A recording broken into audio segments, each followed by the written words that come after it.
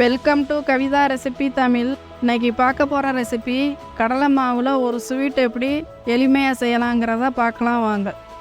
இந்த ரெசிபி செய்ய கடலை மாவு இந்த கப்பில் இந்த அளவு எடுத்து வச்சுருக்கேன், முக்கால் அளவு. சர்க்கரை ஒரு பாதி அளவு இந்த அளவு எடுத்து வச்சுருக்கேன். தேவைக்கேற்ற மாதிரி நெய், இதை வச்சுதே நம்ம இந்த ஸ்வீட் பண்ண போகிறோம். ஃபஸ்ட்டு இந்த ஸ்டவ்வை பற்ற வச்சு கடாய் எடுத்துக்கோங்க. கடாய் நல்லா சூடானதுக்கு முன்னாடி முழுமையாக ஸ்டவ்வை கம்மி பண்ணி வச்சுட்டு இந்த மாதிரி கடலை மாவை லைட்டாக வறுத்து எடுத்துக்கலாம்.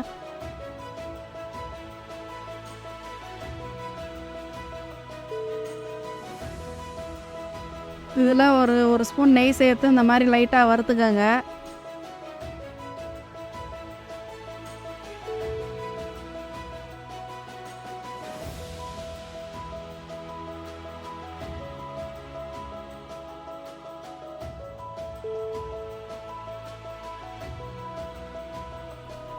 இப்போ இந்த கடலை மாவு இந்த மாதிரி கட்டியாக ஆயிடுச்சு. நான் முன்னாடியே கடலை மாவை வறுத்துட்டு இந்த மாதிரி சளிச்சு எடுத்துருக்கணும்.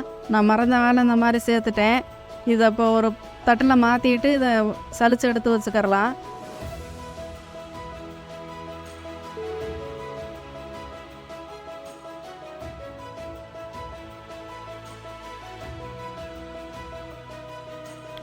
இப்போ அந்த பாத்திரத்தில் இந்த சர்க்கரையை சேர்த்து மூழ்கிற அளவுக்கு தண்ணி சேர்த்துக்கங்க. இதுக்கு பாகுபாதம் எதுவும் தேவையில்லை. இந்த சர்க்கரை கரைஞ்சா போதும். ஸ்டவ்வை கம்மி பண்ணி வச்சுட்டு இந்த மாதிரி கிளறிக்கிட்டே இருக்கணும். சுவையை அதிகரிக்கிறதுக்கு ஒரு சிட்டிகை உப்பு இது கூட சேர்த்துருக்கேன்.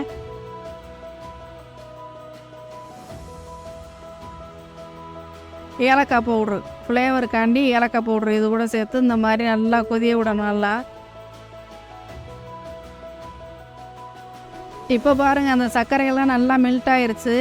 இப்போ இந்த மாதிரி வர்றப்ப லைட்டாக ஃபுட் கலர் சேர்த்துக்கோங்க. இல்லைன்னா நீங்கள் ஒரு மஞ்சத்தூள் இருந்தால் லைட்டாக கூட சேர்த்துக்கலாம். இல்லைன்னா அப்படியே கலர் தேவையில்லைன்னா நீங்கள் இந்த மாதிரி கலரே சேர்க்காம கூட அந்த ஸ்வீட் பண்ணலாம்.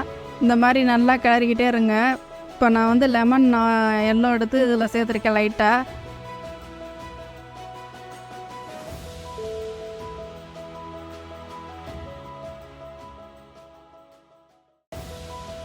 கொதிக்கிறப்ப நம்ம அந்த மாதிரி கடலை மாவு ஃபஸ்ட்டே சளிச்சு வச்சுருக்கணும். சளிக்காம விட்டதுனால நான் அந்த மாதிரி சளிச்சுக்கிறேன். இந்த ஸ்டவ்வை ஆஃப் பண்ணிவிட்டு இதில் சளிச்சுக்கலாம். அந்த மாதிரி இப்போ ஸ்டவ்வை ஆஃப் பண்ணிவிட்டு இந்த மாவெல்லாம் அது கூட சளிச்சுக்கிறேன்.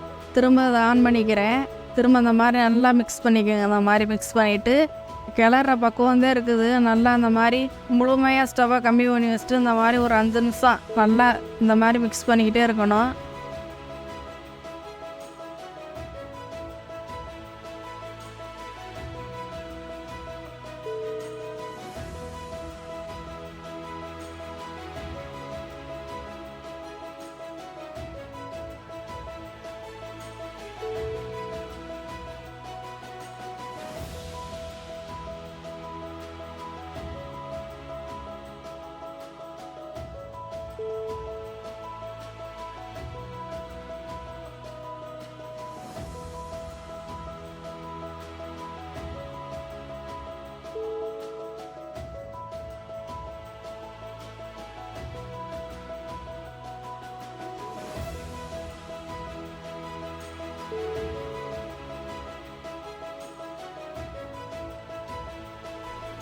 இப்போ அந்த ஸ்வீட் ரெடி ஆயிடுச்சு. இப்போ ஒரு அருமையான ஸ்வீட் ரெடி. இதை ஒரு தட்டில் மாற்றி எடுத்து வச்சுக்கலாம். அதுக்கு முன்னாடியே இந்த தட்டில் நெய் தடவி வச்சுக்கோங்க. அந்த மாதிரி தடவிட்டு இந்த தட்டில் மாற்றி எடுத்து வச்சுக்கலாம். இப்போ ஒரு 5 நிமிஷம் ஆயிடுச்சு. இதை முந்திரி இல்லைன்னா ஒரு பாதாம் பிஸ்தா இருந்தால் கூட இதை நல்லா கட் பண்ணி பொடியாக கட் பண்ணி இந்த மாதிரி தூவி எடுத்துக்கோங்க. ஒரு 10 நிமிஷம் 15 நிமிஷம் ஆனதுக்கு முன்னாடி கட் பண்ணி எடுத்துக்கலாம். இப்போ ஒரு அருமையான பருப்பி ரெடி. இந்த வீடியோ பிடிச்சிருந்தா லைக் பண்ணுங்கள், ஷேர் பண்ணுங்கள், சப்ஸ்கிரைப் பண்ணுங்கள்.